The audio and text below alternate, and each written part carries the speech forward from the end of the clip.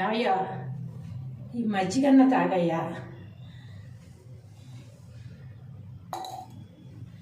సన్నాయి ఊది ఊది గొంతంతా పుండు పడిపోయిందే, బొక్కలన్నీ నిప్పెట్టేస్తున్నాయి అంటున్నావు కదయ్యా. ఆ మజ్జిగ తాగి 2 రోజులు ఇంట్లో ఉండరాదా? రోజు 2 పూట్ల సన్నాయి ఊదడానికి ఎందుకు చెప్పి వెళ్ళటం? ఏంది బిడ్డ పెండ్లా? లగ్గం అనేది వస్తే అన్నీ అటంతట అయ్యే జరిగిపోతాయ్యా. నువ్వు ఇంత కట్టబడాల్సిన అవసరం ఏముంది?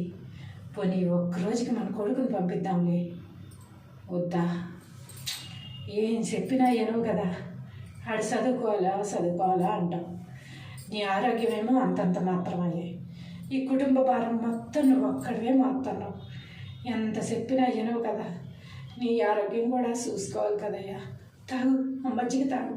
గొంతంతా ఎట్టా పుండు పడిపోయింది. అసలు నీకేమన్నా అయితే మేము తట్టుకోగలమా అయ్యా? మేమందరం ఆగమైపోవా? ఈ కుటుంబం మొత్తం ఆగమైపోద్ది కదయ్యా.